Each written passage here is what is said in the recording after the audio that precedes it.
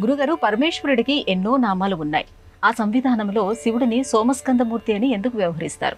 సోమస్కందమూర్తి అని అంటే పూర్తిగా శివుడు నామం అని కూడా మనం చెప్పలేమండి. ఎందుకంటే స ఉమా స్కంద మూర్తి, అక్కడ 3 శబ్దాలు ఉన్నాయి. స అంటే కూడినటువంటి, ఉమా అంటే తల్లి అపర్ణాదేవి, అమ్మవారు పార్వతీ అమ్మవారు.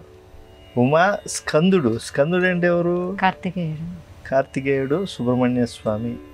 ఆయన అంటే పూర్వం ఒక చోళరాజు బాగా తపస్సు చేశాడు. అంటే ఈ తపస్సులు చేసి కోరుకునేటువంటివి చాలా విలక్షణంగా ఉంటాయండి. ఆయన ఎందుకు తపస్సు చేశాడంటే పార్వతీ పరమేశ్వరుల కోసం అంత కఠోరంగా. పార్వతీ పరమేశ్వరులు కూడా ఆశ్చర్యపోయారు. ఏమండి, ఒకప్పుడు విఘ్నాధిపత్యం మీరు విఘ్నేశ్వరుడికి ఇచ్చేశారు, ఎందుకని? సరే, ఆయన బుద్ధిమంతుడు కాబట్టి ఆయనకి విఘ్నాధిపత్యం ఇచ్చారు. ఆయన ముక్కోటి తీర్థాలు తిరిగి ఎవరు ముందుగా వస్తే వాళ్ళకి విఘ్నాధిపతిని చేస్తాను అని చెప్పి శివుడు ఒక నియమం పెట్టాడు. నియమం పెడితే పాపం కుమారస్వామి వారు నెమలి వాహనం పైన ఆయన ముక్కోటి తీర్థాలు స్నానం చేస్తే ప్రతి తీర్థానికి ఆయన వెళ్ళినప్పుడు తనకన్నా ముందు ఎలుక మీద అన్నగారు వచ్చి స్నానం చేసి వెళ్ళిపోవటాన్ని చూసి ఆశ్చర్యపోతున్నాడు. ఈయన ఇంతున్నాడు, ఆ ఎలక ఇంతుంది, ఎలా వెళ్తున్నాడు మా అన్నగారు అని చెప్పి ఆయన ఆశ్చర్యపోయాడు.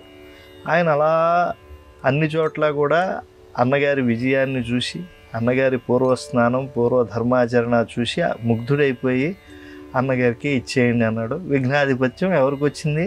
వినాయకుడికి వచ్చింది. కాబట్టి ఆయనకి విఘ్నేశ్వరుడు అనేటువంటి విఘ్నములకు అధిపతి అని చెప్పి విఘ్ననాయకుడు అని చెప్పి ఆయనకి పేరు వచ్చేసి బాగానే ఉంది. ఈ రాజుగారికి నచ్చలే.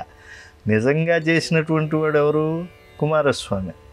సకల తీర్థాలు పార్వతీ పరమేశ్వరులతో సమానం అని చెప్పి వారి వల్లే ఈ లోకంలో ఉన్నాయని చెప్పి తెలుసుకుని బుద్ధిమంతుడే తల్లిదండ్రుల చుట్టూ తిరిగి అన్ని తీర్థాలు తిరిగిన పుణ్యం తెచ్చుకున్నవాడు ఎవరు? బుద్ధిమతాంవరిష్ఠుడైనటువంటి వినాయక స్వామి వారు. కానీ నిజంగా తిరిగినటువంటి వాడు ఎవరు? సుబ్రహ్మణ్య స్వామి వారు. మరి స్కందుడికి అన్యాయం జరిగిందా లేదా? కాబట్టి చోళరాజు గారికి నచ్చలే. ఇది ఘోరమైన తపస్సు చేశాడు. శివపార్వతులు ప్రత్యక్షమయ్యారు. ప్రత్యక్షమైతే ఆయన ఏం చెప్పాడంటే, ఎప్పుడైనా సరే కళ్యాణం జరిగితే నా రాజ్యం, ఆయన అప్పటికి పాపం దక్షిణాపథం అంతా ఇంచుమించుగా ఏలేటువంటి వాడు, నా రాజ్యంలో శివపార్వతుల మధ్యలో కుమారస్వామి ఉండాలి అని చెప్పి ఓ నియమాన్ని ఆయన కోరాడు. అలాగే ఆలయాల్లో శివపార్వతులు అంగీకరించాక ఉత్సవాలు ఏర్పాటు చేశారు. ఇప్పుడు తిరుపతిలో అద్భుతమైనటువంటి కపిల తీర్థ క్షేత్రం ఉంది కదా, అక్కడ శివపార్వతులు మధ్య సోమస్కందమూర్తిగా ఉన్నటువంటి మధ్యలో స్కందుడు ఉంటాడు. మూర్తి శివమూర్తి, ఉమా అమ్మవారు, మధ్యలో స్కందుడు ఉంటాడు చిన్న విగ్రహం పెట్టుకుని. మీరు శ్రీశైలం కళ్యాణం చూస్తూ ఉంటారు కదా, లైవ్లు కూడా ఇస్తూ ఉంటారు. ఆ శ్రీశైలంలో ఉండేటువంటి ఆ కళ్యాణమూర్తులు సోమస్కందమూర్తులు.